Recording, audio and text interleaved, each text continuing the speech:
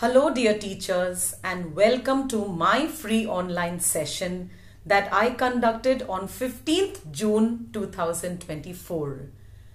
What was it that you missed is going to be captured today. So you have missed nothing. Let's begin with a picture that I had shown. And the picture is like this. It says that sunflowers look towards the sun to gather energy.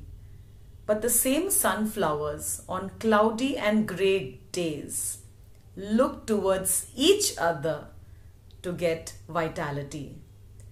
It just means that this group has been created and this session is being conducted only for the purpose of sharing beautiful and useful educational ideas. So let's get on with what we discussed on that day. Let me ask all of you a question. Have you seen a camera that was used in 1960s?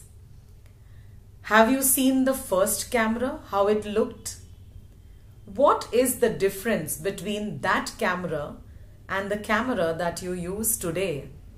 I dare say you would not be using a camera at all. Your mobile would do the job. Similarly, the television of 1960s or 1970s doesn't look the same as it is today. What about the telephone? How did the telephone look in the past and how does it look today? It's completely different. And all of you would agree that those gadgets of the past have all undergone transcendental changes and they do not look the same as they used to before. Now let's imagine a scene in a classroom of 1960s or 1970s. What is the difference between that classroom and ours? With regard to the arrangement of chairs, tables, or maybe desks, and the teacher standing right in front of the classroom, and the entire atmosphere looking like I speak and you listen. The same effect that we had in 1960s and 1970s or 1980s, the same pattern is being followed today. And yet we teachers ask the question, why is the child not happy to sit in a classroom today? Why is the child getting more attracted to gadgets, iPads, TVs, or mobile phones? Why is the child not taking interest in studying? If I, as a teacher, am going to say, open page number 16, today we are going to do lesson number 2, okay, you start reading.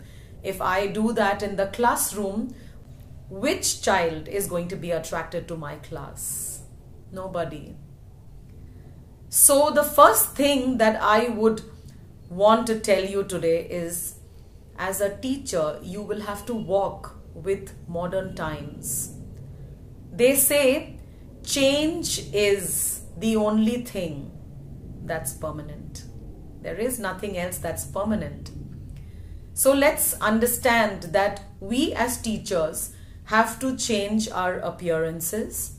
We can't be looking like heroines of 1960s or heroes of 1970s. We have to walk with modern times. We have to change our appearances as well as our attitude. The attitude must be positive. The attitude must be one of learning. We are learners. We have to learn. We have to unlearn and we also have to relearn. So along with that modern appearance, and of course I will not force anyone to go against their customs, their traditions and so on. But at the same time, we could make a little change in our appearance and also keep a cheerful disposition. Whenever you enter that classroom, You need to keep your worries out because teaching is not a joke. Teaching, like flying, is a serious business. Similarly, you have to change your body language. In which way? The child should know that I am here to be with you as your guide and your mentor, but not as a dictator. That is the impression that we have to create in the child's mind. Remember, if I walked in with a stern face and a no-nonsense kind of look on my face, I have already built a wall between myself and a particular child, or all the children, I dare say. And then when I'm talking to them and I'm trying to tell them something, they aren't going to understand what I'm teaching because I have built that wall between them and me. Similarly, every class has to have an unconventional method or an unconventional introduction. Like I already said, we can't tell the children open page number 16 and we're going to begin with lesson 2 today and you start reading. So I still remember a few months ago, I just walked into a classroom where I had to deliver a difficult chapter. And I said to the children, I'm not going to teach you anything today. Today I'm just going to tell you a story. So they all shut their books and they listened. You know, everyone in this world loves to hear stories, whether it is a child or it be an adult. So the children just shut their books and very happily they were listening to my story. And little did they know that actually I was teaching the story of the chapter that was difficult. And my only one condition to them was, listen very carefully at the end of the story, or in between, I'm going to ask you questions. So all of them were listening with great interest. They waited to answer my questions at the end of the class. And then they asked me, ma'am, aren't you going to teach anything today? I said to them, I've already completed my teaching. And then as a traditional teacher, what would be the homework that you would give to your children? Maybe you would tell the students, go back home and read the chapter and come back to the class. That's what I did not tell them. I told them, go back home and find only one difficult question that you could ask any student or even me in the class tomorrow. So you can imagine what those children went home and did. They sat and read and read and read the lesson 2 or 3 times to find out a difficult question that they could bring to the class. Even when they came back on the next day, it was an extremely interactive session wherein I had a small ice cream box full of chits with their names written in them. And then the children had to pick chits, and whoever's name turned up, that person would be allowed to ask the question to anyone else in the class. So in this way, we had a game kind of a question answer session, and the children really enjoyed that lesson. And during the examinations also, they said to me, ma'am, there's no need to repeat this lesson because we know it so well. We know it pit-pat. Another thing that I would like to tell you is never ever repeat the same lesson in the same way as you taught the year ago. I don't know whether you've watched this clip on the 3 Idiots. You can watch it now on my screen.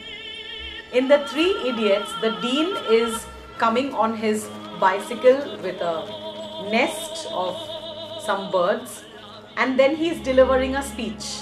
And as you can see, the boy who sells tea in the campus is also able to repeat what the dean is saying, because that is the speech that he gives to every session, every group of students that he handles. So that should never be the kind of teaching that we do. We will have to understand that the group that you're dealing with in this year may not be the same as the group that you had last year. So innovative methods, innovative ideas are going to take a little extra time of yours, and you have to be prepared to walk that extra mile. Another thing is teachers must have a lot of patience. We need to cultivate a lot of patience, and I'm going to show you a small poster. Just look at it carefully, read it carefully, and I'd like to end the class with this poster.